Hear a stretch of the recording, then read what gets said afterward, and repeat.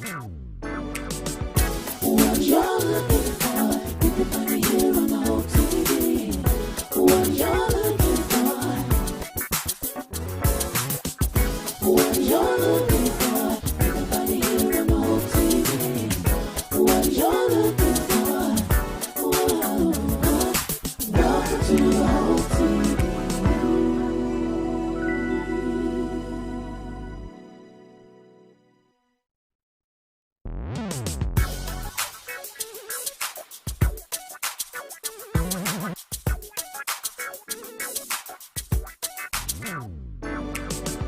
What you're looking for, you can find it here on the whole TV.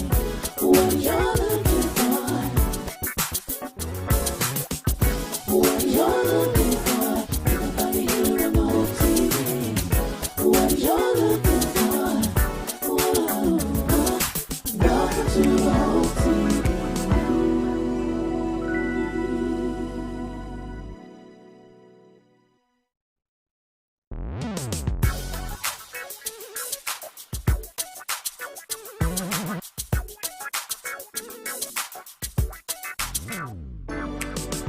What you're looking for, you can find it here on the whole TV.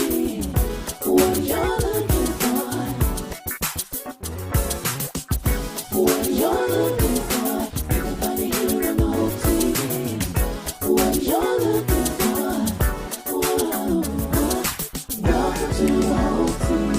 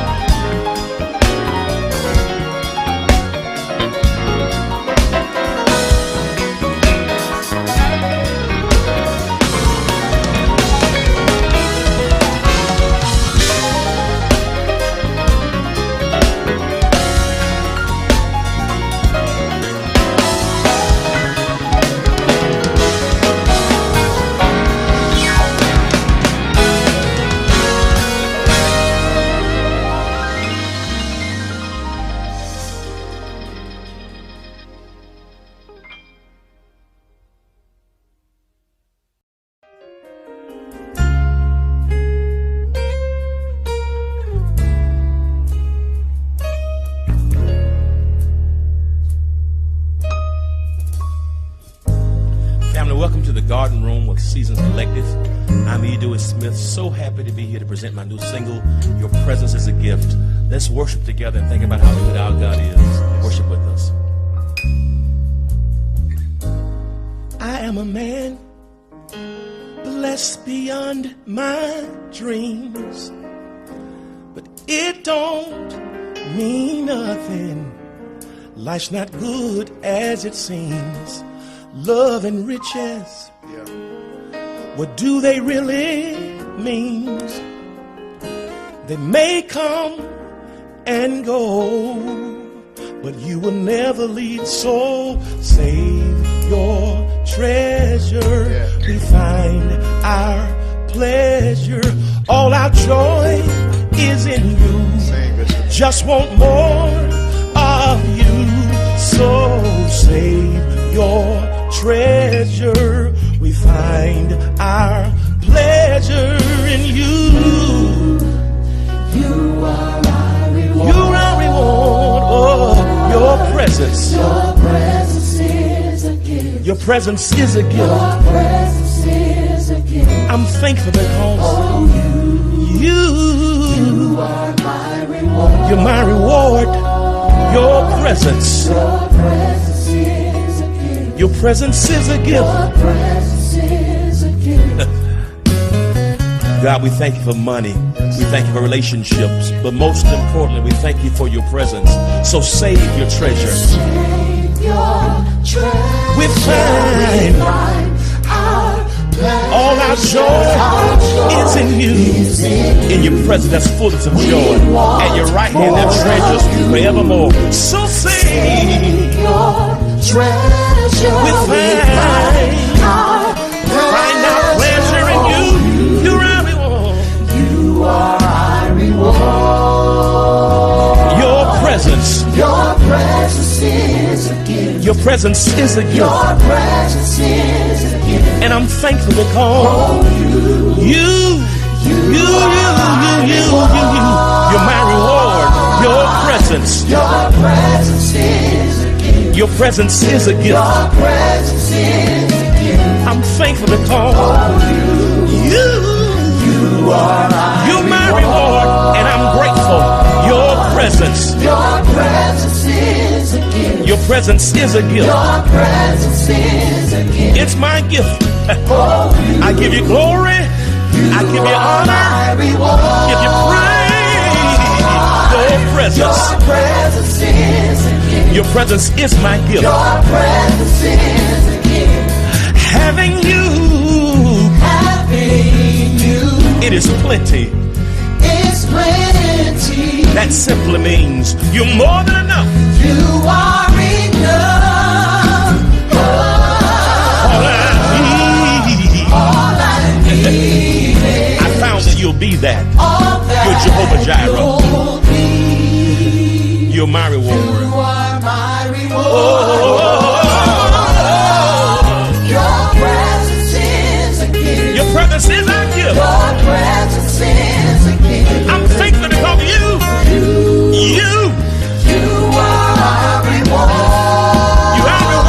Your presence is a gift. Your presence is a gift. Your presence is a gift. Your presence is a gift. You're Jehovah Jireh. You're Jehovah Shammah. You're Jehovah Rapha. You're Jehovah Siskanu. Your presence. Your presence is a gift. Your presence is a gift. Your presence is a gift. My hands are lifted because you are our reward. Your presence is a gift. Yes, you did. Your presence is the gift. Yes, sir. Your presence is my gift that I need. Yeah, yes, sir. Yes, sir. Hallelujah. Yes, sir. So draw me nearer, Yes, sir. nearer, blessed Lord, Yes, God. to the cross where thou hast died. Yes, sir.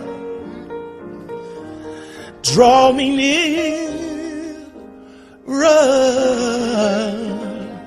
ooh, blessed Lord, to thy precious bleeding side, to thy precious bleeding side. Thank you. Help me say it. To thy precious, hallelujah. Want to be close to you every day of my life. I want to be close to you, to thy prayer. Hallelujah. Lord, I need your presence. Lord, I need your presence to thy precious. Glory to God. Every move I make, every breath I take, Lord, I need you. Lord, I got to have you to thy prayer. My. If I got you, I can walk right, I can talk right, I can run through troops, I can leap over walls if I have your presence. Lord, breathe on us. Spirit of the living God, would you fall fresh, fall on our families, fall on our minds, fall on our spirits, to thy prayer. We need you. We got to have you. We need you right now to thy precious bleeding time. My. Glory to God. Glory to God. Have your way. Have your way. You're the potter, we're the clay. We need your presence. Just be closer to you. Just to be closer. Do it. Do it. Do it. We need you to thy prayer. My. To thy prayer. To thy prayer. Hallelujah. Bleeding Son. Glory to God. Yes, Jesus.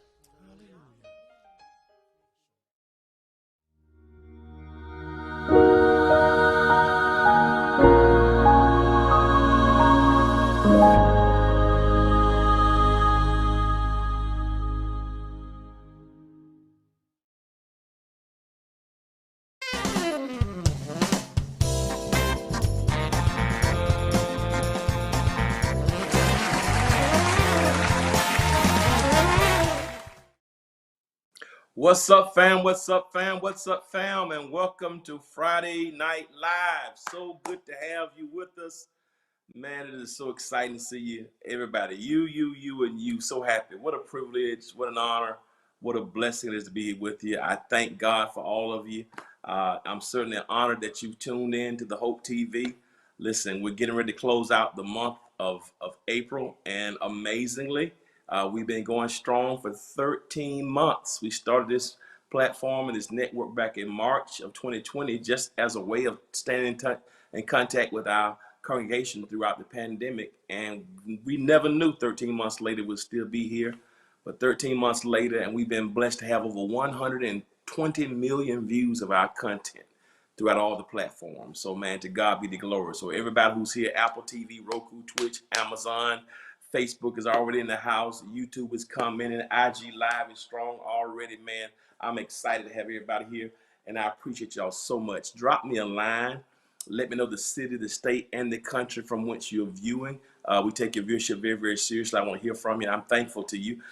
Miss you guys last week, but we're back in the saddle, and I appreciate you. Appreciate our team. We got who we got here. We got IG on. Let's see, Tina Williams, Bryant Ward. We got Ray Durham's on. Lord, there he is already starting that foolishness. I'm excited. I really am. What's wrong with your neck? What's wrong with your neck, Ray? What's the problem with your neck? You have to clean it. So thank y'all for being a part. I want to thank our team. Hope everybody's had a great week this week. Listen, I'm thankful to everybody who's been supporting my single. You just heard the acoustic version of our single. My new single has been out about a month now, and man, we've made it to the most added list in radio almost every week since the single dropped, and I'm excited about that. So thank y'all for letting me in, bring our music in tonight. And if you've not yet downloaded my single, go ahead and get it on all digital platforms. Your presence is a gift. The whole project is going to drop in the end of June, beginning of July. But thank y'all for doing it. I appreciate you. Friday night I have a testimony. My 19-year-old, 13-year-old male cousins look so forward to broadcast. They're ready at 10:45. Oh my goodness. Evelyn Lynette Fleming says her 19-year-old and 13-year-old male cousins look forward to this broadcast so much. Are you kidding me? Now that's crazy, Evelyn.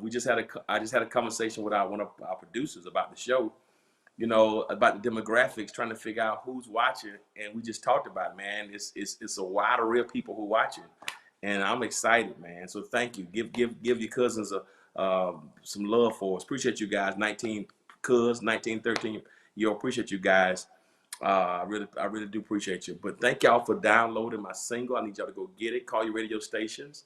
It's been on the Billboard's most added list to radio almost every week since it dropped. I'm excited about that. Doing interviews literally every day with radio stations across the country. Download it. Also happy my record label, Pebble Street Records, we signed our first artist, and we're gonna drop new music in 2 weeks. And I'm talking more about that next week because I need you. I'm excited. First artist from Memphis, Tennessee, has been signed. His single's gonna be released in 2 weeks. I think on May the 7th, I think is the release date. So y'all look forward to it. 14 days from now, we're gonna release release the single of our first artist that we signed to our label in 2 weeks. So God bless y'all. Y'all ready to laugh tonight, man? It's crazy. Hope everybody's well. We got 35-year-old black woman, Tracy, downloaded. Louisiana's in the house. Los Angeles in the house. Man, on IG. Jersey City, Dothan, Alabama, Cleveland, Ohio, Decatur, Georgia. Rude, what's up? Warner Robins, Georgia. Got Tampa, Florida. Man, already on IG. Love the song. Thank you, Veronica. I appreciate you guys. We're gonna laugh. Y'all please go get my song. Call your radio announcers. Let them know. Go get your present. Appreciate you, Ray. Thank you, man. Seriously. Tiffany is 35 black woman, Dade County. That's Miami. Texas in the house. Thank y'all for your support. I wanted to do music all my life. I've loved music all my life. And when I started preaching, a lot of the older guys said, man, you have to stop doing all this singing and directing choirs and trying to play a guitar. Nobody's gonna respect you as a preacher. So I kind of put it to the back. And because even now, some of my colleagues who sing, I got Vegas in the house. It's almost like an insult when people appreciate their music more than their ministry, their preaching ministry. So I've always had this discomfort about artistry and music because they said you'll never be respected. Thank you, Edie. Your songs blessing me different each time. Oh, thank you. God bless you. So I've had this hang up about doing music all my life. I wanted to do it, but I just had this thing in the back of my mind that they're not going to respect you as a preacher. But, I'm just thankful now that, I said, we're going to go forward. I got so many songs that I'd never be able to sing because I've been, but we're going forward and we're going to produce the music, and I'm excited. So thank y'all. I appreciate y'all, man.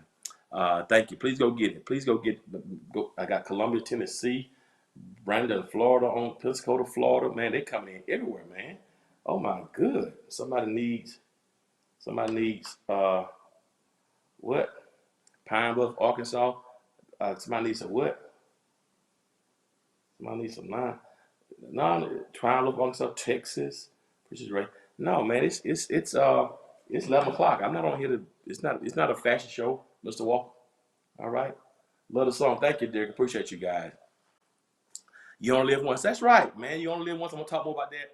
And I said, I've written songs I've forgotten about. I said, but you know what, man? Listen. So the moral to the lesson is this: if God give you a song, go for it, man. Josh Jackson, appreciate you. Blessed and trust. Got a message tonight from one of our colleagues, passed away up in East St. Louis, Illinois. Christina Jackson, her daddy, Reverend Jerome Jackson, who's a legend in that area, passed away. And man, just so sad. So she's not with us tonight. And her dad, and they used to check us out, love the ministry, but he passed away up in Illinois, East St. Louis. So give a shout out to Reverend Jackson, the members of his church, his entire family, man. We love praying for them, keep them lifted. Marion, Alabama, love your music. Thank you. T.D. King, he loves the music. Pearland, Texas, love you. Derek loves the song. Columbia, Tennessee, Brandon, Florida. Man, y'all are blessing my heart. Thank y'all for your support. And I appreciate y'all so much. Thank you, team. And thank you, everybody, for your support. I'm excited about it. Listen, we're going to laugh tonight. I came tonight. I missed y'all. I ain't seen you in 14 days, Friday Night Live. So I hadn't seen you in 2 weeks, right? Yeah. I hadn't seen you in 2 weeks because but I tell you what, but I came tonight to bust your spleen tonight. If you don't bust your spleen tonight, I'm coming to bust your spleen and hopefully make you. I want you to cry and laugh and bust your side. We're gonna have a good time tonight. It's Friday Night Live. Y'all ready to laugh? Now, before we laugh, we'll get into our laughter. I gotta say a couple of things, social commentary things I need to say tonight. First of all, let me say a word about something that happened this week that was good to see Brian Ward. Is that Chef? Is that my Chef Brian Ward? That's Chef Brian Ward. His mother passed away. If that's Chef, I don't know if that's Chef or not. But all week long, I saw a couple times in the media they were talking about it's the George Floyd trial. And the verdict was this week, the George Floyd trial. First of all, let me say this.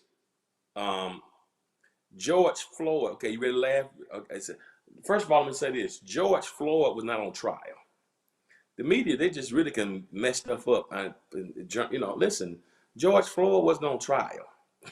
So I don't know why we say that. George Floyd was not on trial. They tried to smear his name and smear his identity and all this kind of stuff and talk about his past. And I don't know why they do that. I don't know if y'all have noticed that. But a lot of times when a person of color is killed, I don't know if y'all noticed this, the first thing they try to do is demonize the person who was killed. If it's Eric Garner, he was selling cigarettes. If it was Mike Brown, he stole some. If it was George Floyd, it was a counterfeit bill. If it's the young man in Minnesota, he had a warrant out for him. For some reason or other, when police officers kill black folk, they always seem to try. I love Alfred Street. Alfred Street's my family. I love Alfred Street. Love to come. That's my Dr. Howard John West, my brother. Have y'all noticed that when somebody black is killed, there's always this demonization of them and trying to find things in their past or say something almost like to dehumanize them. It's like a demonizing and a dehumanizing. But then if somebody white does something, if it was a serial killer, like what happened here in Atlanta, he was a church boy. He was troubled. He was. If it's a black person, they were thug. You're right, Dante. But with us, there's a demonization and a dehumanization. To go back and find prom pictures. He cut school in 11th grade. He smoked. What does that have to do with the facts at hand? if I don't care if George Floyd smoked Black and Miles, heroin, and rutabagas. What does that have to do with the reality that he was killed? So even though many people in the media and other racists try to, that bothers me. And maybe it's a pet peeve, but it's not the George Floyd trial. George Floyd is not on trial. He's dead. He should be here. It's the Derek Chauvin trial. He's the one who's on trial. He's the one who did wrong. And I just maybe if y'all just me, maybe it's just a pet peeve, but I don't like that. I just think it's wrong. I think it's a way to me. I don't know. It's a whitewashing of history, and it's unfortunate, right?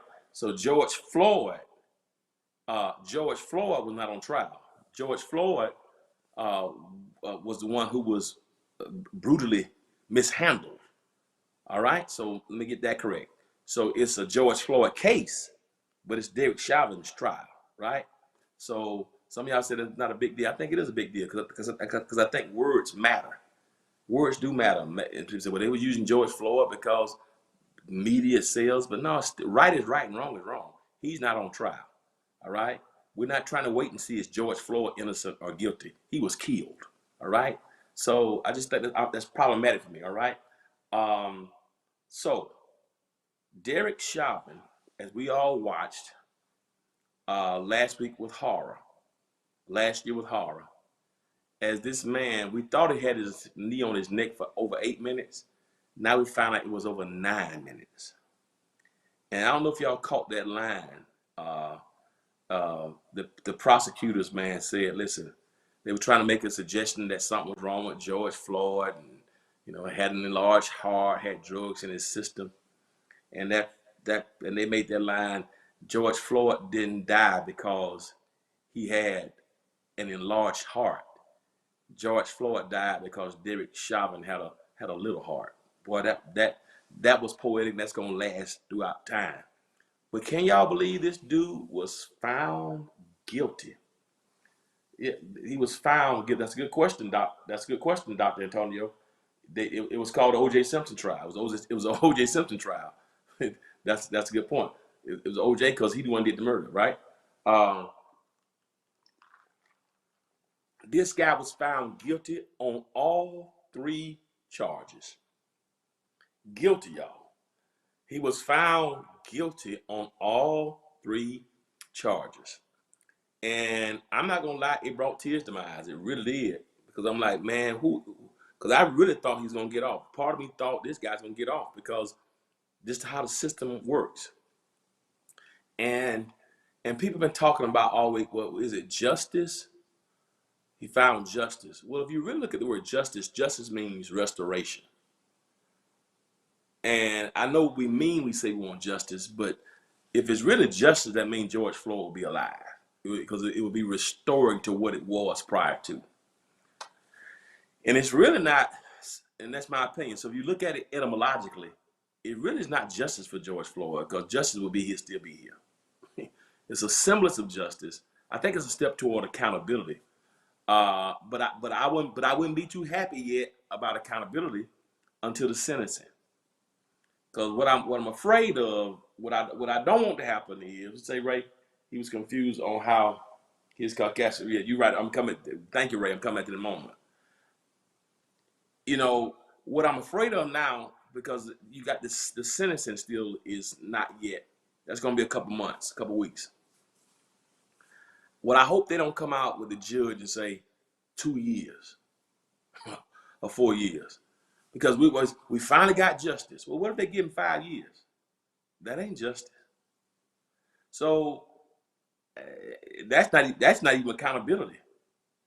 And I don't know why. I don't know if it's PTSD or something, but I just don't.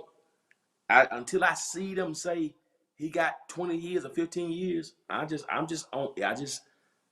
think it's a step in the right direction, but I want to see what the sentencing is going to be. That's when you're going to know whether it's full accountability, because all kind of tricky stuff will happen at sentencing. They come out and say we're going to give him 5 years, and we're going to give him time, 3 months for time served. All kind of, that's the thing. I'm just shell shocked about that, right? So I just think somebody says between 12 and 40 years, but anything under 12 years. To me, to hold him accountable is going to be at sentencing. It's even not now, even though he's locked up now waiting. If they give him 5 years, or 2 years, because all kind of stuff can happen at sentencing. That wouldn't be accountability. You know why? If you can put Mike Vick in jail for 2 years for fighting dogs, and I'm not for all the dog lovers, nobody loves dogs more than me. Nobody. But as much as I love dogs, and I think what he did was heinous and terrible. Even though I grew up around dog fighting, I love dogs, but y'all understand what I'm saying. But people sometimes place more value on animals than they do humans.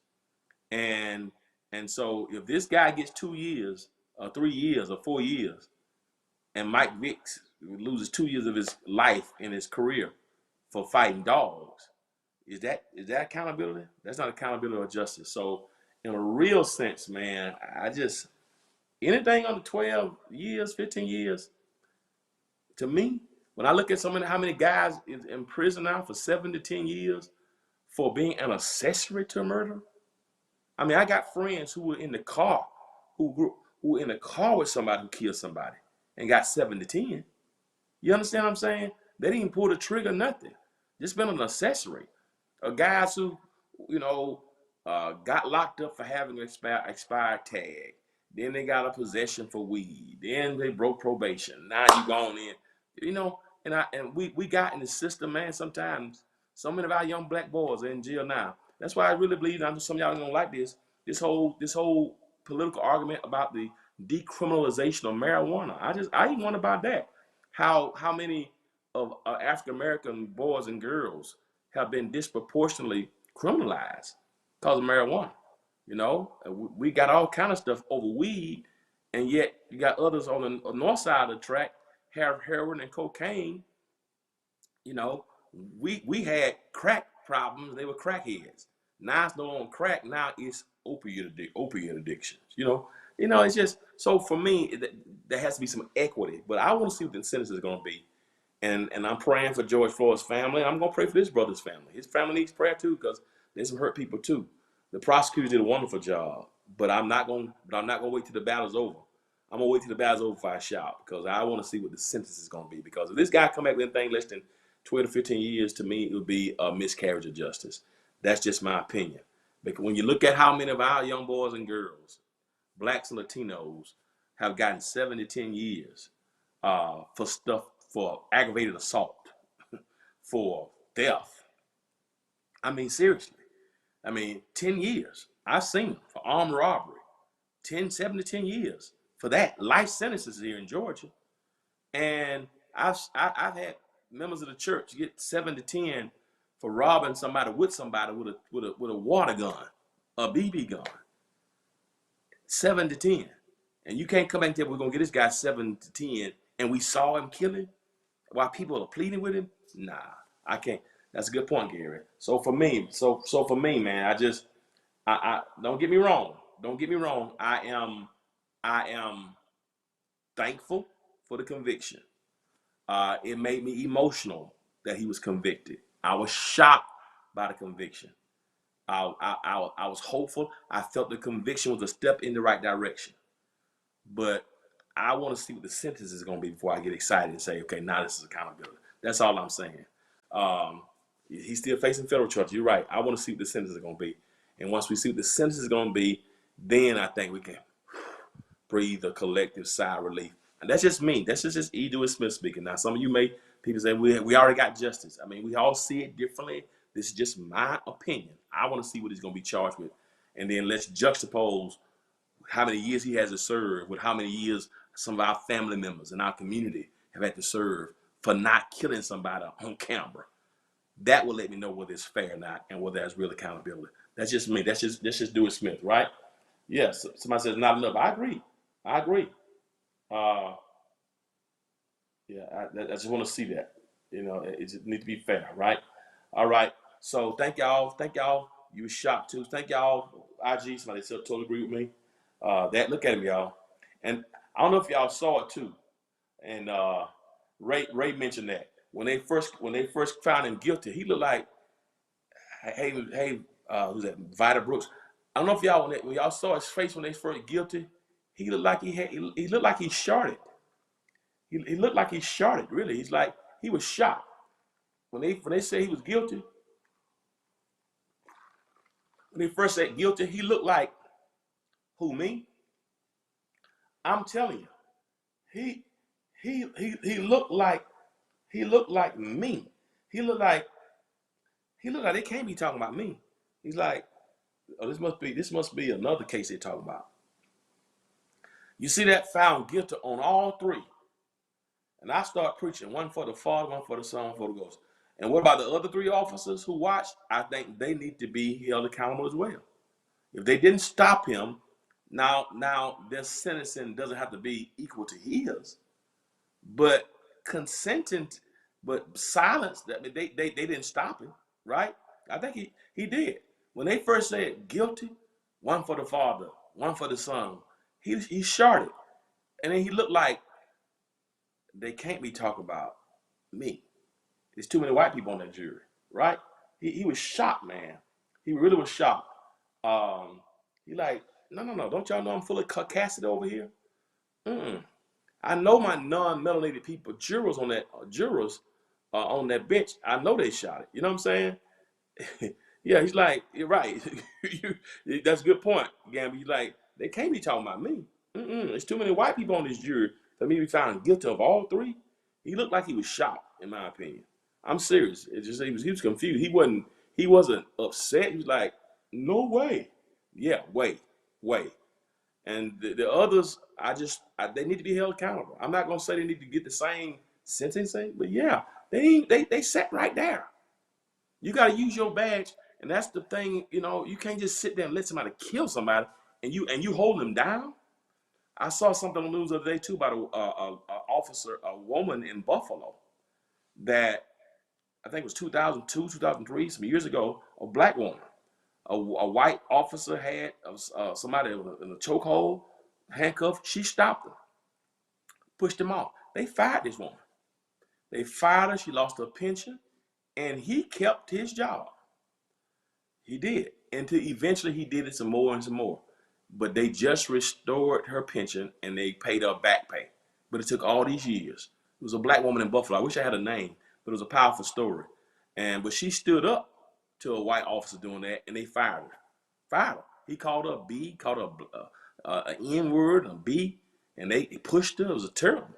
She stopped him because he's handcuffed, and they fired her. This is in Buffalo, New York. And so policing has its roots in the slave codes. I don't know if y'all know that. The police force started in America as a way to go and recapture slaves. And I just believe the spirit of it. Now, that's some great police officers. One of the greatest men in my life, one of the greatest men I know is my Uncle Brady, my mother's baby brother, my Uncle Brady. He was an officer for over 40 years. There's not a better man that I know than my uncle. An honorable man. I know a lot of honorable police officers, right? I know that. But at the same time, you know, so I'm not going to paint all police officers with that terrible brush. That's a broad brush. But and as we saw, some of them stood up in Minneapolis this past week. So you thank God for those who did testify, came out behind that shield, and so to God be the glory for that. And I just hope that the sentencing he gets held accountable, and then those officers they got to get something. They got to get something because they were part of it. Y'all with me? Carol Holmes. That's her name. Carol Holmes. Thank you, Erica Brown. Carol Holmes. That's her name.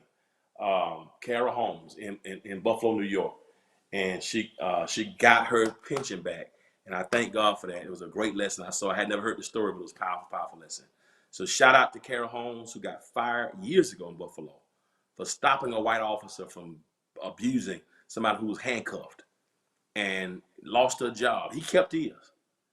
And she lost her job. It was called a racist slur, everything. Lost her pension. They paid her back a couple of years and reinstated her pension this past week. So shout out to that bad woman up in, is it Carol Holmes? Carol Holmes up in Buffalo, New York. So she got a pension back, and so to God be the glory. Now, while I'm on that, so shout out to Carol Holmes. But let me say this. That's Carol Holmes up in Buffalo, New York. But I can't shout out Carol Holmes up in Buffalo, New York without shouting out a bad sister with roots from Mississippi and who matriculated school right here in Decatur County, Spelman College grad, Yale University grad. My sister, my Spelman sister, I got to shout out. Shout out to Carol Holmes, that officer, bad woman, black woman rock. Black girl magic. But my sister, I don't know if y'all saw it, my sister, Stacey Abrams. Stacey Abrams was on, hold on a second before you play it. Stacey Abrams was on a meeting with senators talking about voter suppression. And it was Carol Horn. It was Carol Horn, not Holmes. Okay, I can't see. Carol Horn. I said Holmes. I said Carol Horn. Okay, it's Horn. Okay, I can't see worth nothing. It's Carol Horn. H-O-R. It looks like it's H-O-M-E. Y'all saying Horn. I'm sorry. Carol Horn. Y'all check her story out. Not Holmes, I said, but it's Horn. I can't see worth nothing. It's dark in here. Carol Horn, right? Carol Horn. But let me tell y'all what Stacey Abrams. My Spelman sister was on part of a meeting with senators about voter suppression and the Jim Crow 2.0 voter suppression laws that got passed here in Georgia. And they're trying to pass them in all Republican states, really. Most all Republican states. They're trying to take us back. And this guy, Kennedy, Senator Kennedy, you can tell he was trying to embarrass Stacy. He was trying to make her look stupid, like she knows she talked about. So he invited her to come and through Zoom to give her opinion on why she thought it was racist. But you could hear the sarcasm and the caucasity in his voice. You just can, and I don't want to label him because he's Southern, because just because you're Southern don't mean you're racist. That's a misnomer. That's a trope that I want to go by. But even his dialect, I have to pray because I'm Southern, and some of my friends from the South who have Southern accents are some of the sweetest people in the world. But this dude reminds me of a 1950s politician. You think you watch Mississippi Burning? He thinks he's from Louisiana, I believe. But he was trying to embarrass her like she's stupid, like she's emotional. You always talk about this voter suppression. I want y'all to see what the next governor of Georgia. I want to play this clip for y'all 2 minutes. If y'all hadn't seen it. And I want y'all to watch. What she did. I want you to watch her. Let me let you watch it first. Then I'm going to come back and talk about it. But this thing I got the Holy Ghost by watching on CNN. Check it out. Let's play this right quick. Let's go to this clip right quick. Then we're going to laugh. You've called it a racist bill. Am I right? I think there are provisions of it that are racist, yes. Okay. Tell me specifically, just give me a list of the provisions that you object to. I object to the provisions that remove access to the right to vote, that shorten the federal runoff period from 9 weeks to 4 weeks, Okay. that restrict the time that a voter can request and return an absentee ballot application, that eliminate Slow down for me, because our audio is not real good here. Certainly. Could you start over for me? Certainly. Thank you, ma'am. It shortens the federal runoff period from 9 weeks to 4 weeks. Okay. It restricts the time a voter can request and return an absentee ballot application. Right. It requires that a voter have a photo identification or some other form of identification that they're willing to surrender in order to participate in the absentee ballot process. If I can stop you, that's where they're going to not comparing signatures, but to voter ID? Yes, sir. And as Ms. Eifels pointed out, we would become only the 4th state in the nation to require voters to put at risk their identity. What else? What else? It eliminates over 300 hours of Dropbox availability. Okay, what else? It bans nearly all out-of-precinct votes. Bans what? I'm sorry? It bans nearly all out-of-precinct votes. Okay. Meaning that if you get to a precinct and you are in line for 4 hours and you get to the end of the line and you are not there between 5 and 7 p.m. Okay, what else? You have to start all over again. Is that everything? No, it is not. No, sir. It restricts the hours of operation because it now, under the guise of setting a standardized timeline, it makes it optional for counties that may be may not want to see expanded access to the right to vote. They can now limit their hours. Instead of those hours being from 7 to 7, they're now from 9 to 5, which may have an effect on voters who cannot vote during business hours during early voting. It limits the Okay, I get the idea. I get the idea. Yes.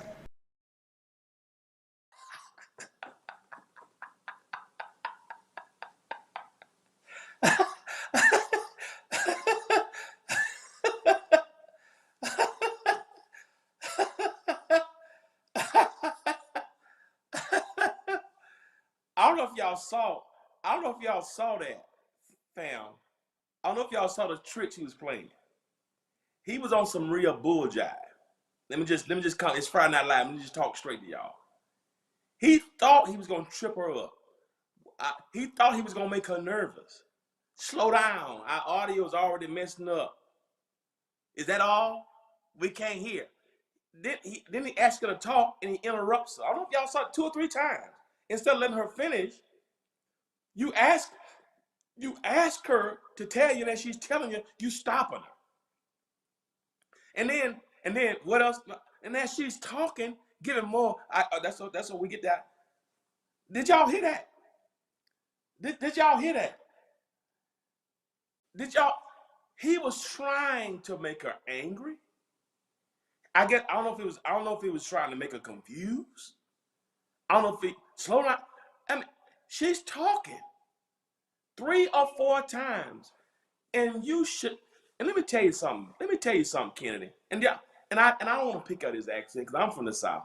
But did y'all hear what I mean by his demeanor, his spirit, his accent? It make you think you're in the 50s. That's how I felt watching it. Like, you know, it's like black folks who had to take tests in order to be able to vote. That's what I felt watching that.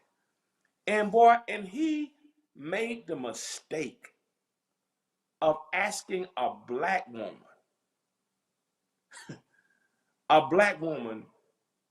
who was cool and calm. That's another thing too. Whatever tropes they have about black women, they emotional and get too hype. Man, she was never rattled. She didn't get loud. She wasn't ghetto-fied. If that was the expectation, she wasn't rolling her neck or popping her fingers. She just sat back and popped them things like she was jabbing. Boom, boom, boom, boom, boom, boom. He couldn't take no more. Let me tell you, don't you know you can't, when a black woman is on her stuff, know her stuff like that, with that kind of confidence and poise, you can't embarrass her, dude. The articulation, the clarity. I mean, and then you didn't give a, and here's what got me. If he's saying it's a racist bill, his whole premise is you say it's a racist bill. Can you tell me why? Why would you cut her off? Why wouldn't you want her to tell you, if you're really concerned about this bill not being racist, why wouldn't you want to hear everything she got to say? Oh, I get the idea. In other words, you are tearing me anew. Let me tell you something. When she got finished with him, he had y'all forgive my language, he had 2 booty holes. Yeah, when he go to the bathroom now, he craps out of 2 of them. He got to wipe in 2 places. She spayed and neutered him right there in the Senate. Lord, let me tell you something. He got to wear Depends. I'm telling you, when she finished with Joe Kennedy, he shorted. I tell you what, he can't go to get no gumbo. She wore his behind. She told his hiney, let me tell you something. There's no reason in the world she should be the governor of Georgia. With that kind of common sense and intellect, she wasn't reading that, y'all. She didn't have no notes. And with the top of her head, she was rattling off everything. She had dissected that thing like scripture. She had exegeted the whole bill and wore his behind. Let me tell you something. I bet you he sat on some pillows. I bet he couldn't sit down. He needs some Epsom salt. He needs, my goodness, he needs some Ben Gay. He got bunions.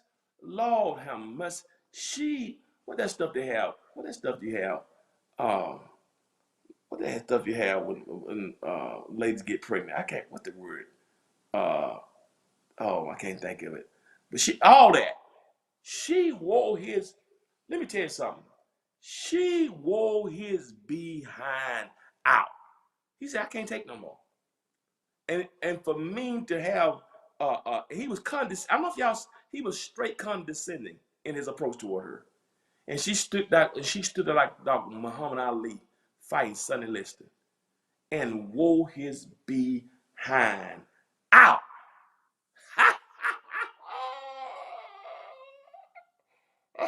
Hemorrhoids. That's what she got. He got hemorrhoids. Stacey the hemorrhoid Abrams. She gave Kennedy the hemorrhoid. He couldn't even, oh my Lord. Stacey Abrams, I bet you got to stand up the next time he asked somebody a question. She gave him hemorrhoids. He need X-Lax, Preparation H. Oh my goodness. He needs NyQuil. He needs Imodium D, Pepto-Bismol. She wasn't rattled. Hey, bro. Hey, I'm ready. She wore his butt out, y'all. That's enough. I can't take no more. Listen, shout out to all the sisters. My. That Jack Christina, God bless you. Just talk about you, girl. We're praying for you. Love your father. We're praying for you. She wore his beat. What y'all think he did? What y'all think he did when he got home with his wife? His wife probably told him, don't you ever come for a black woman again. You don't embarrass me, to embarrass your KKK great granddaddy. He wrote on his grave. She wore his behind out. She stood right there and wore his. Somebody say you need an IV. She destroy him? She ripped him a new one. I love that thing. That's my sister. That's the next governor of Georgia. And when you hear her talk, and you juxtapose her with Kemp and DeSantis in Florida, and this other clown in Texas, man, how in the world Brian Kemp is governor over Stacey Abrams? I mean, y'all make it make sense, man. Let me tell you something. He tried it and she destroyed him. You don't want, whatever you want to do, you don't want to get in no debate. You don't want to try to embarrass Stacey Abrams. And what I liked about it, I got to respect her because she didn't go on him or nothing. See, if it had been me or somebody else that can know you trying me, I'd probably been so cocky with you and know I had you. I would have got it now. That I'd been prepared, but I'd have been smug. I'd have been smug. Abbott, that's his name, Abbott. Abbott, DeSantis, Kemp, horrible. Dumb and Dumber, the Three Musketeers, Curly, Larry, and Moe. There's no way. Let me tell you something. If you listen to that woman and listen to Brian Kemp talk, that they don't belong in the same. Lord have mercy. Let me tell you something. Brian Kemp couldn't buy stockings for Stacey Abrams. Did you hear me? Brian Kemp couldn't pick out toenail polish for Stacey Abrams. Brian Kemp couldn't hold her law degree. Brian Kemp, let me tell you something. Brian Kemp ain't qualified to chauffeur her around. You shouldn't mention his name in the same breath as Stacey Abrams. Intellectually, it's like one is in the stratosphere and one is in the subterranean. When he got home, his wife said, let me tell you something. When he went to bed that night, most of us we be scared. Y'all remember Friday 13th, Jason, Freddy Krueger, Chucky, Amityville Horror. Y'all remember that? The Exorcist. That night, he didn't see Chucky in his sleep. He didn't see Jason. He didn't see Freddy Krueger. His nightmare, yeah, he see Stacey. Oh, I saw Stacey. She wore his behind out. And listen, you're right. She wore his hiney out and made me laugh. I got the Holy Ghost watch. I started to run around the house shouting because it made me feel great as a black man to see that we got leadership. And the worst thing Georgia could do again is let this clown and let this thief steal another election. We got a leader like this who can help push this country forward. And I just got to take my time and let the good old boys know, when you let this woman, Stacey Abrams is an incredible thinker and an incredible leader. She's a thought leader. And that display right there is legendary. And I just got to, and just shout out, man. But I tell you what, she tore his behind up. Tell you what, you won't get me up trying to embarrass her. I get the picture. No. You say it's racist. You want to know why it's deemed racist. When you shouldn't you want to know all her reasons? I mean, you are a senator of Louisiana. Shouldn't you be interested and curious about making sure it doesn't have that appearance? I mean, if that's the question, but that lets you know that wasn't his intent. He didn't want to know why she did it that way. He thought she was gonna be emotional and didn't have no answer, and she wore his behind out. Read him for filth. My next governor. All right, y'all. We're gonna laugh. Y'all ready to laugh tonight? So y'all give Stacey Abrams some shout outs, man. Go to Come on, y'all give us some love. And because that blessed me beyond measure. All right. Y'all do me a favor. Y'all share this. If you're watching, y'all like this too. If you're on Facebook or YouTube, y'all help me out with my algorithms and my social media. Y'all like this. Like, give me some likes. If you're in the chat on YouTube, hit the X button, hit like, and come back in the chat. If you're on Facebook, hit the likes. That helps me, man. That helps us to help get our algorithms and our engagements up, y'all. Y'all help me do that, all right? Now, I got 5 funny videos for y'all tonight, and one of them, thank you. Subscribe, like, comment, share, because we get ready to go in, y'all. We get ready to go in. Yeah, we get ready to go in. Y'all ready to go in? Y'all ready to go in? We get ready to go in, y'all. I got 5 funny videos, and thank y'all for sending these videos in. I missed y'all last week, so I missed last week, and so I got 5 funny ones we're gonna share, and we had about 15 to choose from. So the team chose some of these, and I chose 1 or 2 of them. I think I did, but I want y'all to check this out. Y'all ready? All right, let's go. This is the 5th funniest video of the week. Are y'all ready? Hold your side. If you need to go to the bathroom, if you got some bladder issues, once you go over 40, you have to go on and relieve yourself now. Because I'm coming for your spleen. I'm coming for your spleen. Y'all ready? Let's go. Number 5. The 5th funny video this week. Let's go. I'm coming for you now. I'm coming for you now. So I hope y'all ready. Let's go. Number 5. The 5th funny video this week. Let's go.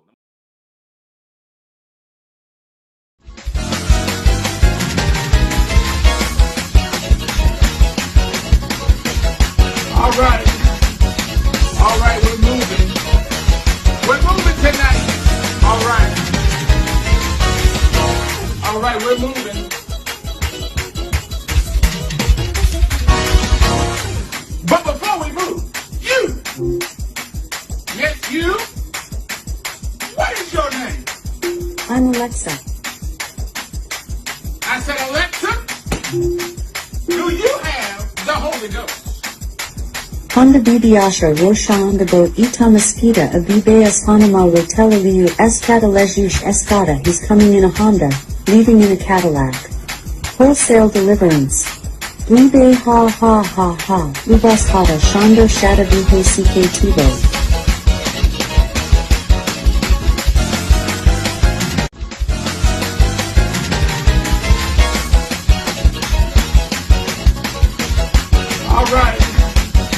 All right, we're moving.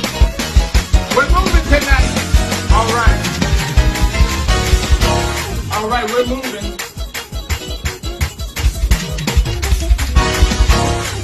But before we move, yes, you, what is your name? I'm Alexa. I said, Alexa, do you have the Holy Ghost? Honda Bibiasha Roshan the boat Ita Mosquita a Bibayas Hanama Rotella Liu Escatalejush Escada. He's coming in a Honda, leaving in a Cadillac. Wholesale deliverance. Blibe ha ha ha ha. Ubas hata Shando Shada Bihe CK Tibo.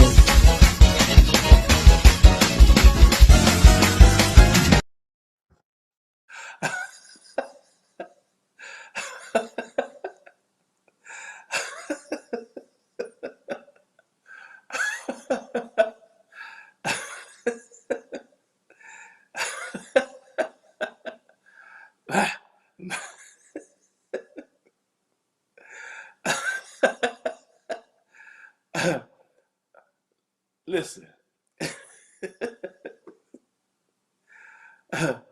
Listen. Alexa got the Holy Ghost. Did y'all see? Alexa say he coming on a Honda, maybe a Cadillac. Ha ha ha ha. Well, what is wrong with my people? When did Alexa get the baptism of the Holy Spirit? When did Alexa get the evidence of speaking in tongues? When? Lord.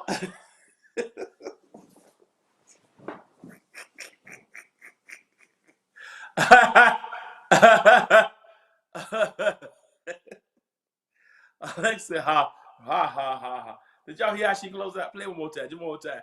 I want y'all to hear how she closed out. Ha ha ha. I mean, she said he come.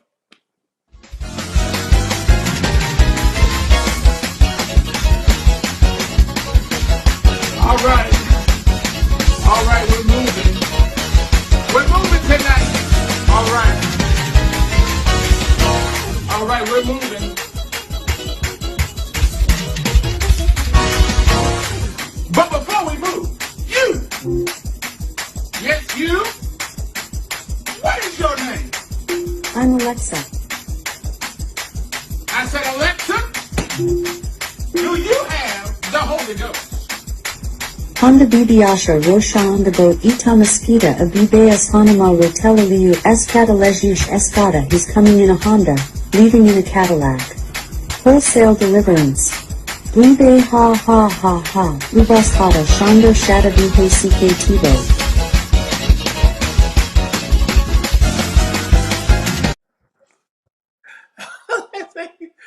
he's coming. He's coming to Honda, leaving the Cadillac.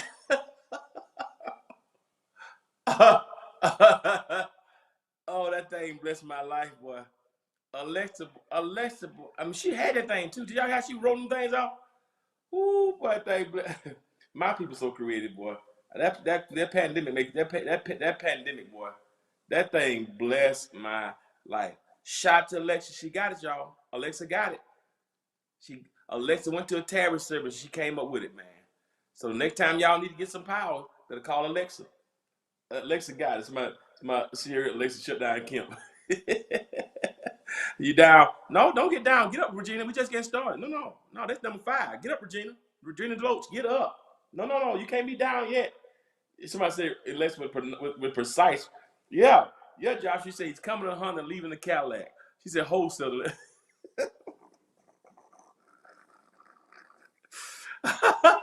That thing blessed my life, boy. That right there. Now that to me blessed my life. She was precise. I mean, Alexa had that. Get up, Barbara. No, you can't get down yet. Get up. We number 4. Yes, she said he coming to Honda, leaving in Cadillac. Oh, that thing blessed my life. Whoever did, shout out to that fella. That thing, I needed that laugh, and it blessed me. All right, y'all ready? Y'all ready to go? That's number 5. We got number 4. Y'all ready? Y'all ready? Now let's see what happens once Alexa get the Holy Ghost. What happens next? Let's see who else got the Holy Ghost. Number 4. Let's go number 4.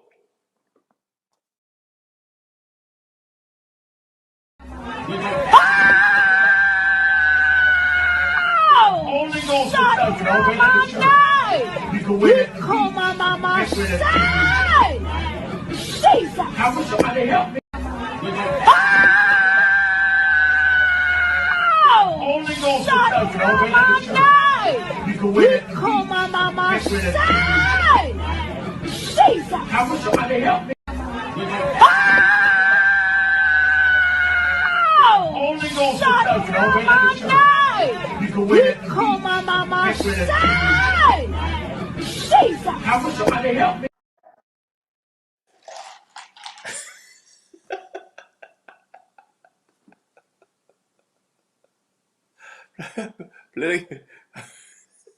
You gotta read the top now. Read the top of it. Play it again.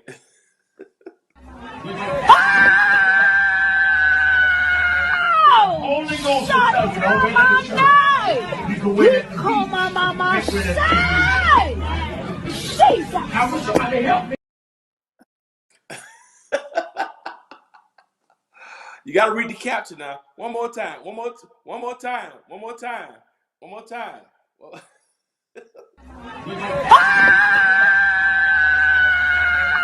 Holy Ghost is touching. Open up the church. You can win it. Come on, mama. Jesus.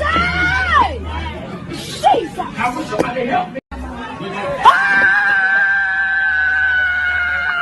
Holy Ghost is touching. Open up the church.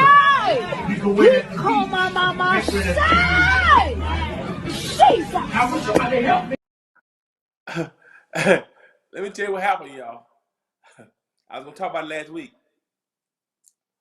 When my boy came out the other week on Easter, I don't know if y'all saw it. Y'all forgive me. I know I got some holy rollers on here, but y'all, I'm a musician, so I love music.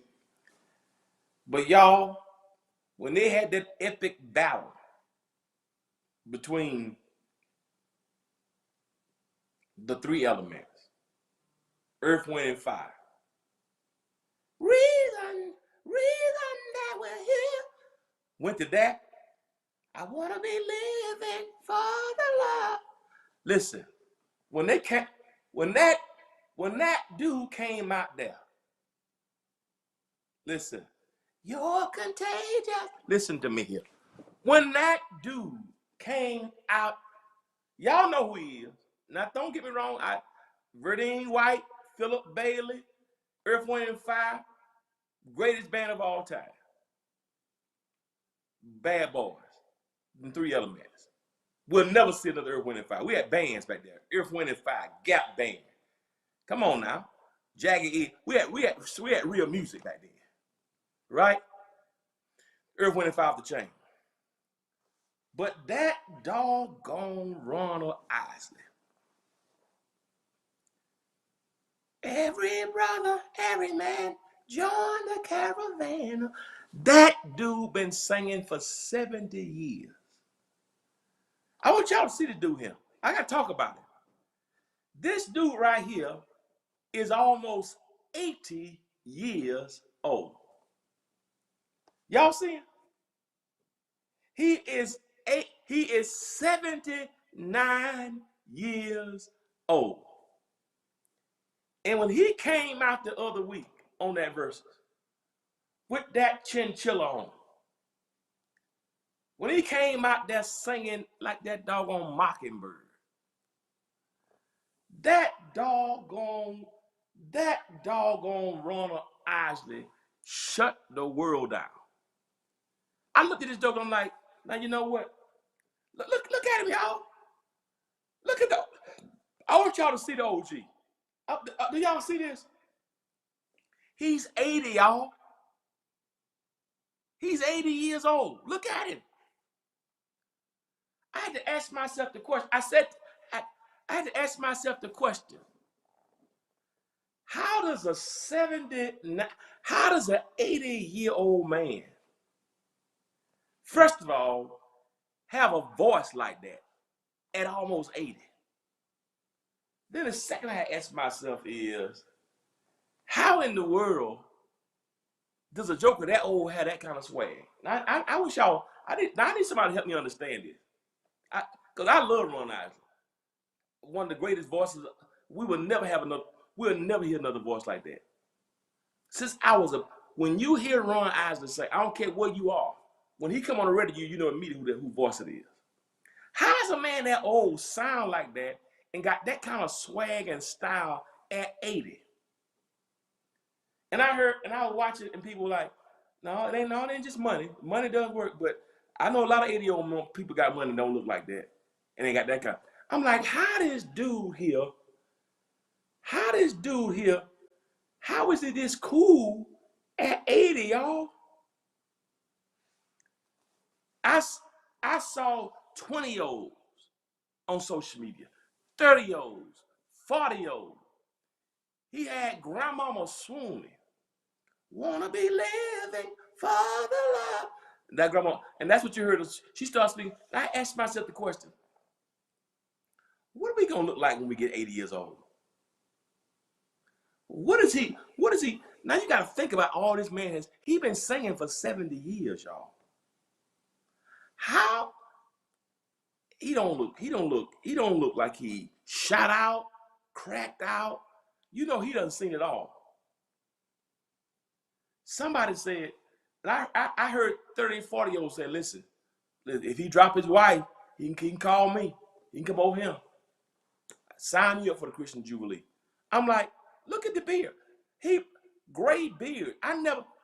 Most of us get 50. We want to cover our gray beard. We think it makes all the ladies going crazy over gray beard. I never thought 20 and 30-year-olds and 40-year-olds would go crazy over a gray. They going berserk. I'm like, am I talking right? I'm trying to figure out what is this dude doing? Most time we get 80, we got Stacey Adams. Somebody Maxine, look at Maxine. I need his number. We get 80. We wear our pants up to our chest. Our belt buckle be in the middle of our sternum. We have a pick with the fist on it in our back pocket. How this do 80? How I have never seen an 80-year-old man shut down the internet like this. I ain't never seen. This ain't Michael B. Jordan now, or Morris Chestnut, or D'Angelo back in his. This is an 80-year-old man with this kind of swag, and it just made me. And it made me think about it. It made me think about it. I said, I had to ask myself a question. When we get that age, what we gonna look like? What do you have to do to make yourself want to live like that? And then I found this out about it. I heard it years ago. The dude's wife, y'all know what I'm talking about. Y'all know how your uncle would wear his pants up to his chest and have his belt buckle be right in the middle of his sternum, right in his chest, and he have a whole keychain on his side with a million keys and a big old billfold in the back. Y'all know how old man look, wearing Brute by Fabergé. Then it hit me. They say his wife is 35 years younger than he is. I said, what? Yeah. Say he got a wife 35 years. I'm like, when you get 80, it's time to die and go to heaven. Then they said to me, his wife is 35 years younger. I said, huh? He got a wife 35 years younger than him? They said, yes. I said, what, who was his wife? And they said, she's a former singer as well. Y'all got a picture of him and his wife. I want y'all to see his wife. And I'm like, because then it started making sense. What it said to me was that, producer, y'all got to put the picture. It said to me that, look at it. Look, see that Evelyn? Looking fine and so handsome. Look at it. Now, Evelyn on here talking about him. On IG, they all talking about him. Somebody, he didn't style himself. I'm sorry. 80-year-old men don't style themselves like this. Somebody said PYT. Producer, y'all got a picture of his wife? I thought, come on, help me now. Yeah, good. All right, they don't have it. I just messed my Bible. All right, but anyway, and it hit me, y'all. The problem with us is if you don't surround yourself with people that make you like this age. Look, y'all look at this. Look, y'all see this, y'all? Maxine, wait a minute now. Look at him, y'all. Do y'all see that? Look at how clean that man is. So what he did was, and now you can say what you want about his relationship. She's too young for him. I'm not arguing the semantics of that. I'm not gonna get in that. That's a long distance. 35 years younger. Somebody says that Viagra helped him out. It may be Viagra. I don't know what you call it, but I know this. I know why he ain't dead yet. What you want him to die for? Runs, I ain't finna die. Why I'm gonna die? Die and go to heaven. Why I'm gonna go? I got a little heaven right here beside me. Let me tell you something. It's a lesson for us, y'all. When we get old like this, will we have somebody to make us look like Ron Isley? We have somebody to make us still want to enjoy life and want to live, or are you gonna be around folks that have you have one foot on the grave and another on the banana peel? It just said to me like, Ron ain't thinking about dying. Then I heard he got a 15-year-old son. Ron ain't trying to go nowhere. Ron want to be like Methuselah to keep that pretty young thing with him. He ain't trying to die. And it just hit me. Who in our life is making us, who's aging us? What is aging you? We carry so much stress and people around us and people that depreciates us and not adds to. Now you can talk about the relationship. She too young. I'm not getting all that. That's between. All I know is this. Whatever he's doing to make him look like that at 80 years old, he got somebody in his life. I'm not arguing. You can argue that. I'm not getting to that. All I'm saying, here's the lesson for us. What you gonna do when you 80? Are we gonna still want to live and go to the beach and enjoy? Or are we gonna be so run down from life, from people, and the job that we all tore up? Somebody see them married Beyonce. Yeah. He ain't trying to die for what? Every time Run go to bed, not today, Lord. Give me a little more time. Run ain't gonna. Long as I got it, and she looked genuinely like she really loved him. I mean, so whatever it is, that's when I realized that woman got him right. She got him right. She picking his clothes, and he ain't saying a word. Whatever you want. She probably picking the clothes out for him and dressing him and everything. He probably right there with his hand. Any way you bless me, baby, I'll be satisfied. I'm telling you, whatever you want to do, pick my socks, my drawers, whatever. She just sit right there. He just sit right there. If she got to look like that 80 years old, I'm trying to tell you, listen to me. I had to shout him out. I was blown away because 80-year-old men don't look like that. That's that kind of swag and cool, and he looks healthy and she looks happy. Live life. I think that's the lesson. It's humorous, y'all, but that's the lesson. And I saw a picture of him on the beach somewhere. Somebody sent a picture of him on the beach, and he's on the beach with his wife, just chilling. I'm like, at 80. So what it said to me, I want to say to y'all, we ain't gotta let's not get old and let life beat us down. We retire, we dead because we just tired and can't enjoy life. So have something, and anything in your life that's killing you and draining, anything in your life that's draining you and destroying you and killing you, don't bring you no happiness, don't appreciate your life, man, it's time to get rid of it. If it doesn't make you feel younger and youthful, make you feel old and sluggish, listen, listen, I don't care who it is, man. Yeah, somebody get back life with, he ain't wearing no Depends. You can't wear no Depends on them tight pants he got on. He got an up-to-date suit. That's a brand new suit. He didn't get that suit from KB or Macon. No, I hope y'all listen to what I'm trying to say. And we can talk about he married this young thing, and I don't know nothing about it. It ain't none of my business. All I know is this: it looks like it's appreciating him. My God, I mean, and I just think, and sometimes in life, man. Yes, somebody said Top Dog said you'll live. You're right, Ray. It's never too late. That's right, man. Listen, I got Ray Drew on here, my Georgia Bulldog hero.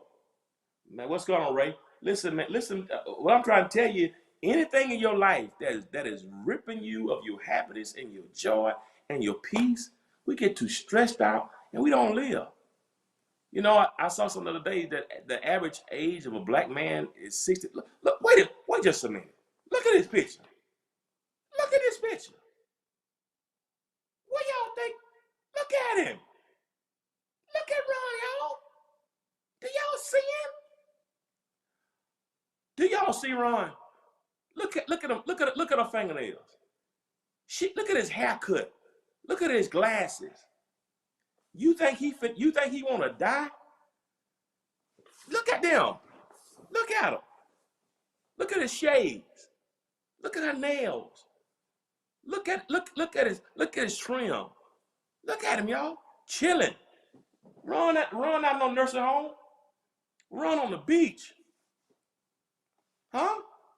Run ain't studying that. Listen, man. Listen. Forget that junk y'all talking about. Ron say, look how you think he finna die? Look at Ron. Ron's 79 and getting consoled and getting cajoled and getting. How many are studying 40 don't get healed like that? Look at him. He ain't no nursing home. He ain't decrepit. He ain't dead. Y'all see him? I bet he's saying, you contagious.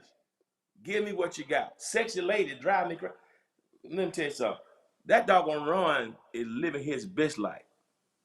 I ain't got time to go back and forth with you and you. I ain't got time to go back and forth with you. As long as I'm living my best life. Look how he got his head cocked. Man, let me tell you something. Ron ain't trying. Die? Most of us die when we 62. Black men, we don't live long enough to get Social Security. Ron said, not me. And what I'm saying is not a matter of age. It just Ron ain't playing on game, man. Look at his beard. He just chilling, man. And she got him dressed right. I bet he ain't got no socks on, no tube socks with some jelly shoes. I bet she got him the right kind of slides and shorts. I'm telling you, man. She got him right. What say, Ray Deer? She got him right, y'all. Let me say something. Put it back. Look y'all. Put it back up. I want y'all to see where he got his head at. Look where he got his head at. He 80 years old, y'all. Put his head back up there. See his head? Y'all see where he got his head at? Now put it back on me. Now put it back on me. Now here's our problem. We want to sing, I heard the voice of Jesus say, come unto me and rest. Lay down thy weary one, lay down thy head upon my breast. That's what we sing. I want to sing this long meter. I heard the voice of Jesus say, come unto, this is what the deacon sang, the 7-year-old, this is what the church deacon say, come unto me and rest.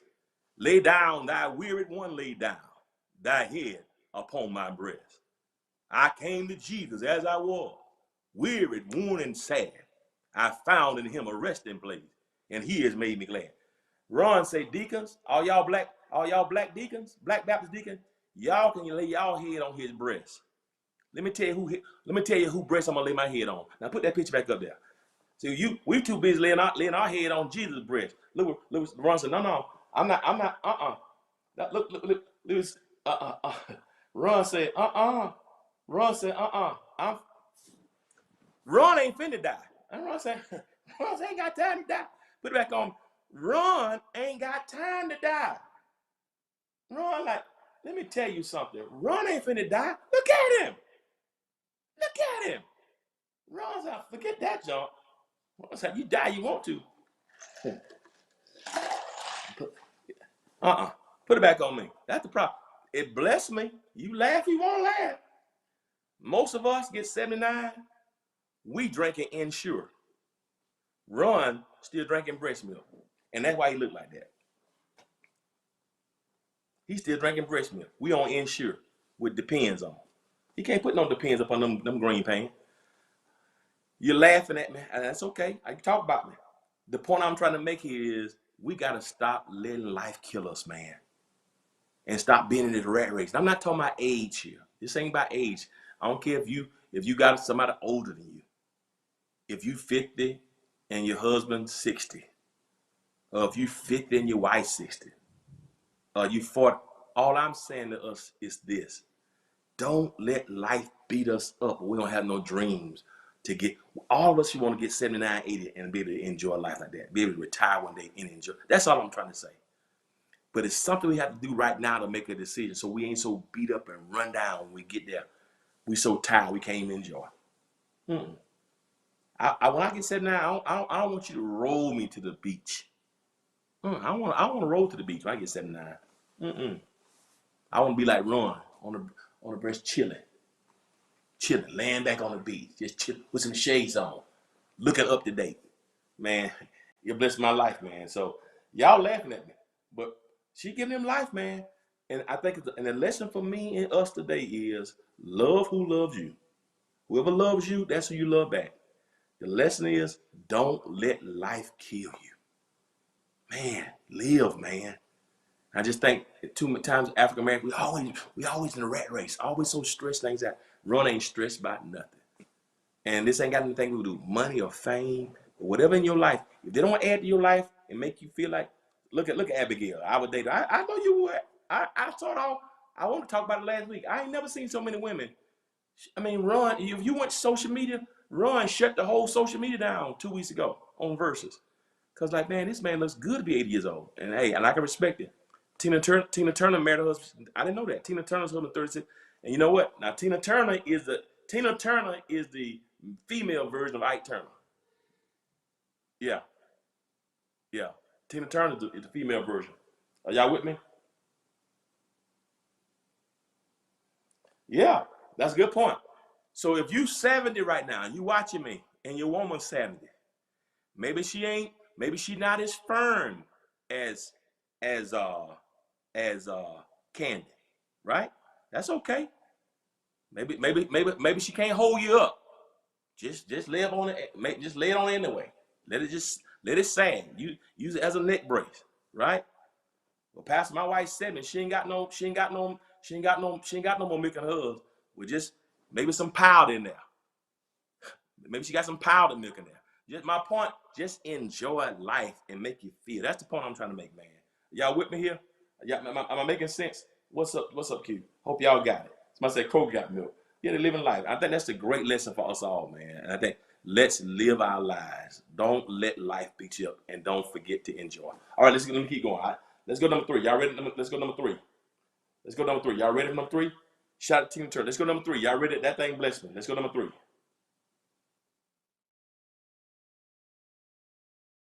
Thy hand has provided. Great is thy faithfulness, Lord, unto me. Great is thy faithfulness. Great is thy faithfulness. Morning by morning, come on and worship the Lord. New mercy I see. All thy hand has provided. Great is thy faithfulness, Lord, unto me. Great is thy faithfulness. Great is thy faithfulness. Morning by morning, come on and worship the Lord. New mercy I see. Oh. One more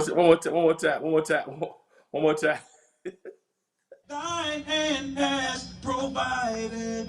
Great is thy faithfulness, Lord, unto me. Great is thy faithfulness. Great is thy faithfulness. Morning by morning, come on and worship the Lord. New mercy I see. Oh. See, this is what happens when you don't have a Ron Isley anointing. This hymn writer say lay your head up on his breast. He didn't say put your head on the keyboard.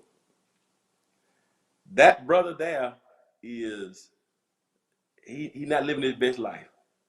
But shout out to the soloists, because there's no way on God's green earth I could have finished that song. The moment I looked up at him and saw him laying prostrate with that keyboard down on the ground, I would have. Somebody say he tried to sit like Ron Isley. Gary Spence said he tried to sit like Ron Isley. Right? That you got it. Now that's what's important. And I know I got a little funny on that point about Ron Isley, but y'all got the point I'm trying. It's Friday Night Live, y'all. We all adults, right? You know, everybody can't put on what Ron has, but find something. But the problem with him, he missed his seat, but he got too much stress on him, because he done not. He's too stressed out. We fall. Ray Drew said we fall down. Something got him really stressed. I don't know what is going on with him. We fall down. I don't know what.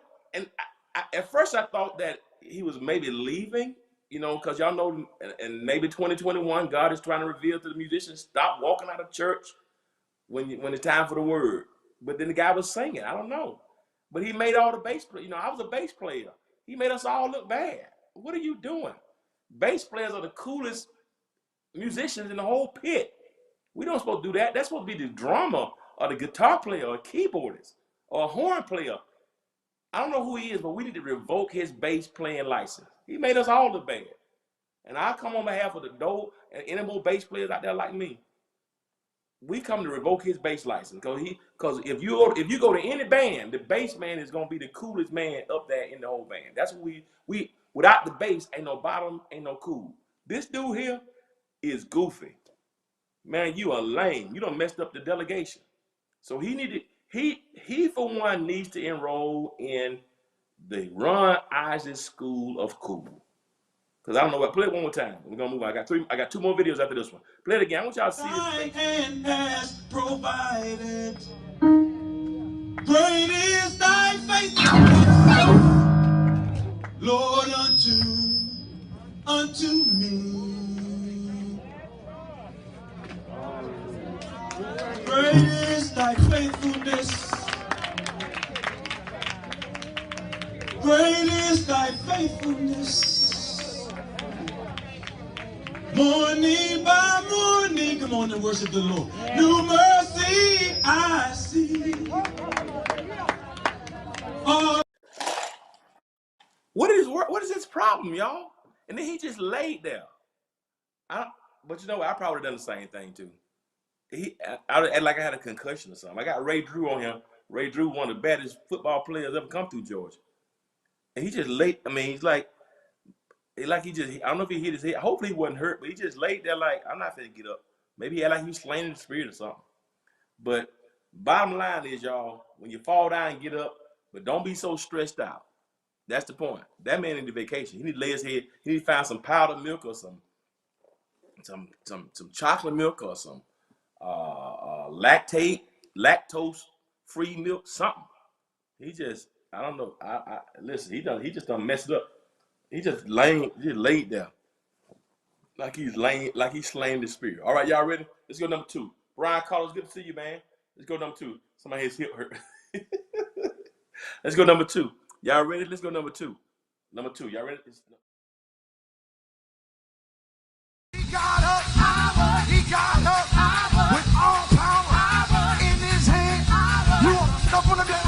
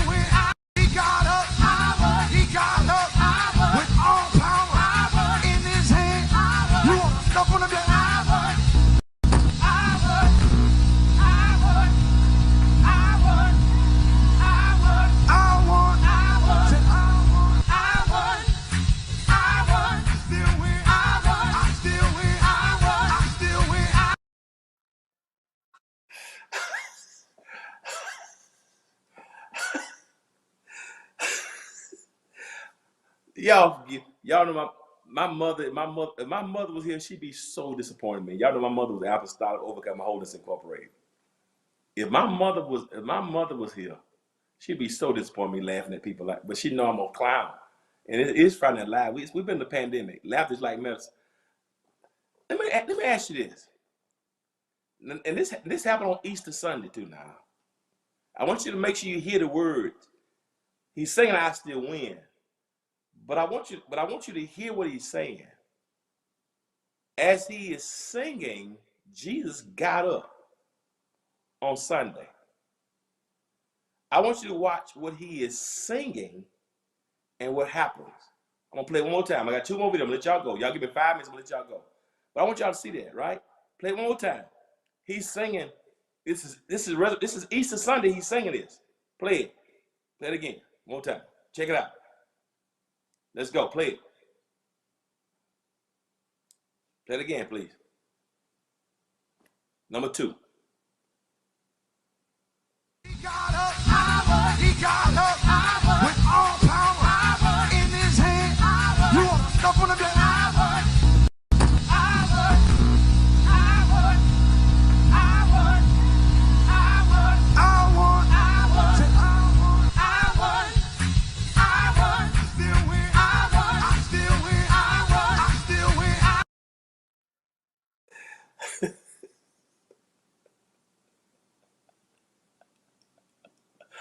Lord forgive us. Whoever sent me that video, you're going to hell for at least 3 seconds. Because my mother is in heaven right now disowning her firstborn son. I know she is. She is like Peter, that he looked like my son, but that is not my child. There's no way I would do this if my mother was alive. Because she would be over here. Let me tell you something. You can't be singing he got up on Easter Sunday morning and you still in the grave. We're trying to get him to resurrect the ground, and you still on Golgotha. You still on surely he died. You still with Nicodemus, and Joseph of Arimathea.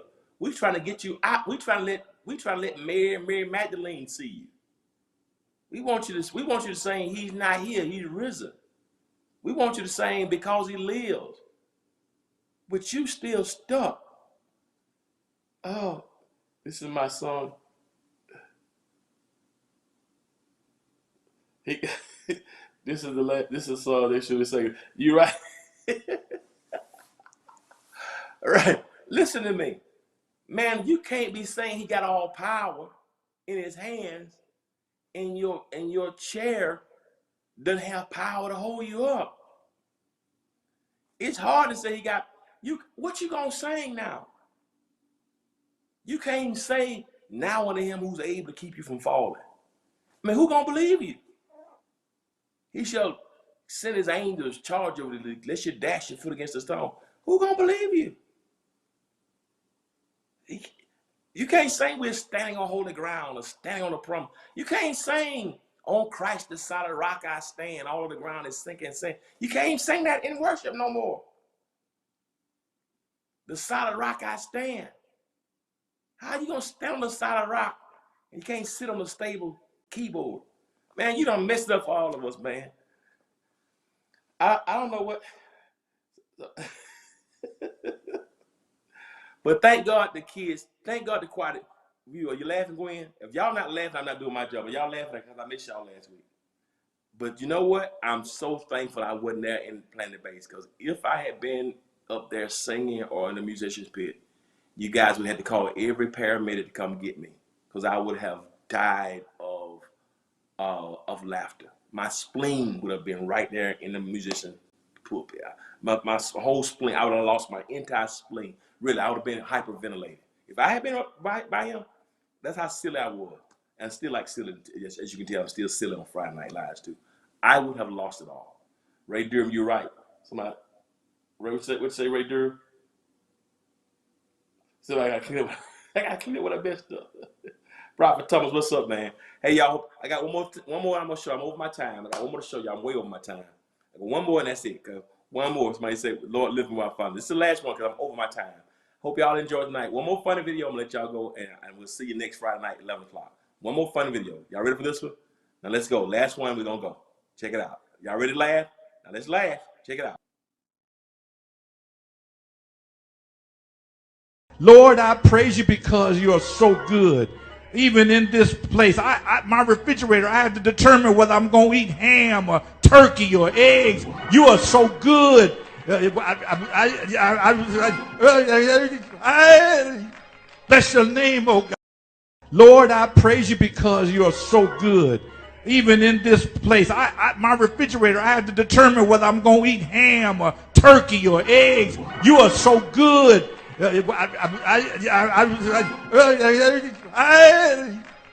your name, oh God. Lord, I praise you because you are so good. Even in this place, my refrigerator, I have to determine whether I'm going to eat ham or turkey or eggs. You are so good.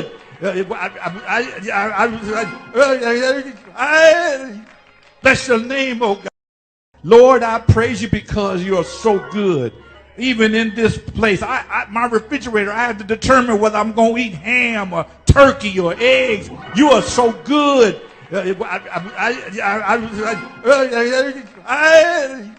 Bless your name, oh God.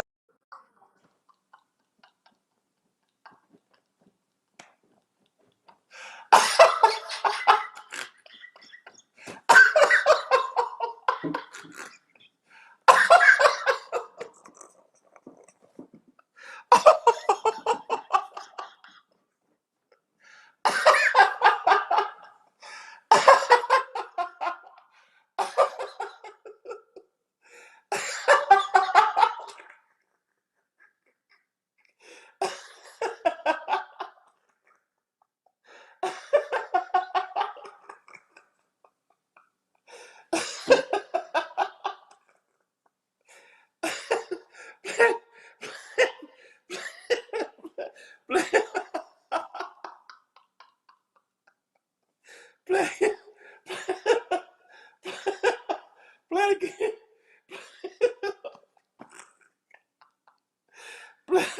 Play it again. Lord, I praise you because you are so good.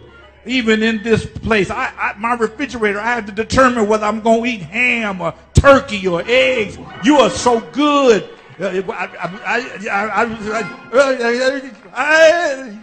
Bless your name, oh God.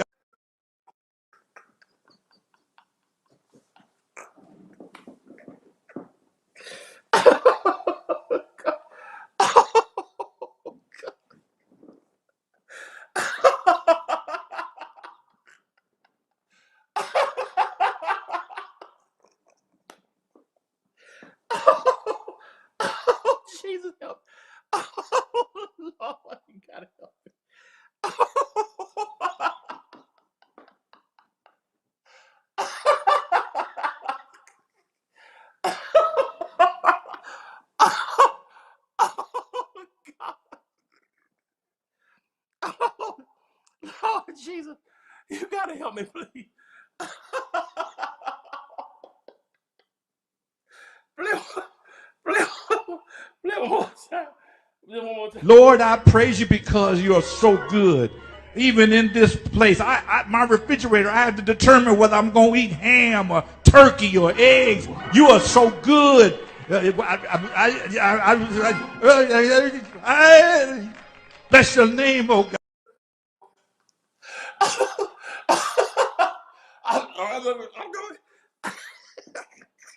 I don't know if he's a turkey. I don't know if he's a turkey, if he's got Tourette's. His gobble gobble.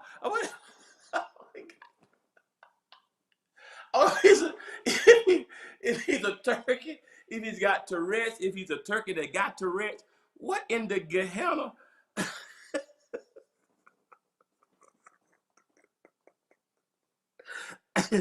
Oh, whatever he, whatever, what? I mean, when he talking about the Lord, his words were accurate. As long as he was talking about God, he was clear, right? He was concise, he was cogent.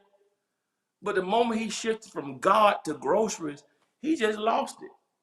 I guess I kind of relate because, you know, if I'm talking about the King of Kings is one thing. When I shift to Krispy Kreme, that's what I'm gonna do next time I go to Krispy Kreme. When I get to the line, which when I take your order, I go,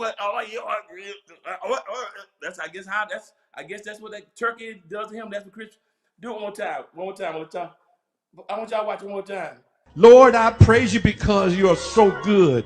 Even in this place, my refrigerator, I have to determine whether I'm going to eat ham or turkey or eggs. You are so good.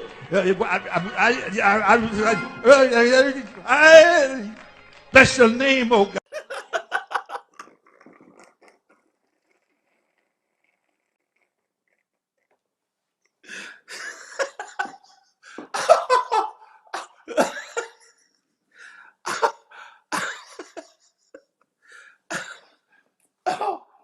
Oh, and I got to admit, I've been tongue tied a lot. When you speak a lot, you get tongue tied a lot, and I know I have.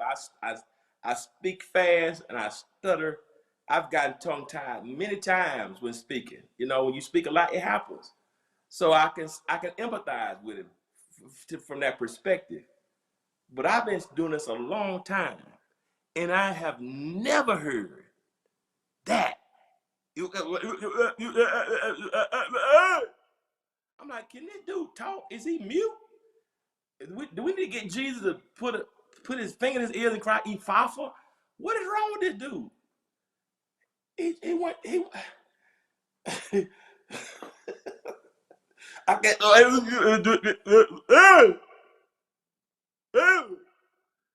this dude went mute. One more time, let y'all go. I just got one more time. So I can let y'all one more time. One more time. Lord, I praise you because you are so good. Even in this place, my refrigerator, I have to determine whether I'm going to eat ham or turkey or eggs. You are so good. Bless your name, oh God.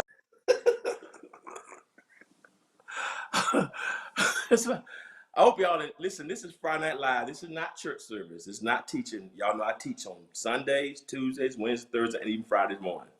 So if you want a teaching or preaching, I do that like 4 or 5 times a week. Friday Night Live is for social commentary and laughter. So those who just tuned in, we do this every Friday. This is our time of just laughter. I'm a jack-leg comedian. I always wanted to be a jack-leg comedian. My dream is to one day open up a comedy show for Christian comedy. So a part of who I am is laughter. So those who don't know this, welcome. We do this every Friday night through the quarantine. And that right there blessed my entire weekend. So somebody said, I don't know what happened, man, but that thing blessed me here. I don't know. That thing, I don't know, he was having a hard time, but he was going in. Your side hurting, that's good. Brian, did y'all have a good time? I hope you had a good time. I'm way over my time. I hope y'all laugh. I hope y'all laugh at least once or twice. I hope you did, because life is so short. And y'all know I love you. I appreciate you being a part tonight. We held y'all a little longer than normal. I missed last week. Had a lot of social commentary, but I love you so much. I pray God's blessings on your life. Y'all, listen, let's learn and let's have that Ron Isley at 80 anointing. That we want to live and still be spry and enjoying life at 80. And I speak them all on all of our lives, that the blessing of the Lord make it rich. Are you laughing, LaShawna? Good. I'm glad you're laughing. All right.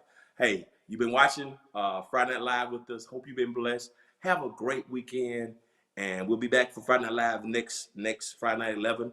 But we have programming all throughout the week though. So if you want to go to our website, thehopetv.com, to see when I'm doing devotionals through the week, Bible studies through the week. We have all kinds of shows for men, women, seniors, youth. Tomorrow morning we have a kids show. We have all kinds of stuff tonight. Christina Jackson, who's watching, her father died. Pastor Jackson up in Illinois, we're praying for you. She's on. Hope you got a chance to laugh a little bit. I know it's not the same, but I know how much you love your dad, how much he loves you. Our prayers with you and your church family there in East St. Louis. Our prayers with you. We'll be praying with you this time. Listen, guys, I love y'all so much. Hope you enjoyed the night, Friday Night Live. Let's love, let's live, let's learn, and let's laugh, because laughter is like medicine. And it's okay to have some good, clean fun. Always remember this: if you be good to God, God will be good to you. Till next time, peace. Love y'all.